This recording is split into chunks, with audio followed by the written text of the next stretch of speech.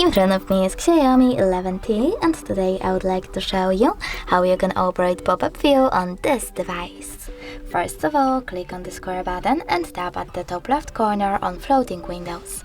Now select one of those apps, for example Chrome, and as you can see, now I can use it in this little window over here. If you wish to move it around, you need to hold this line and drag your app whenever you wish to. If you wish to make it bigger, you need to hold the lower one and drag it to the bottom. Then let go and tap home button. But you can also open one of your apps like that, and to close it, just go into background apps and close it in the background. Thanks so much for watching. If you enjoyed this video, leave a like, comment and definitely subscribe. Bye!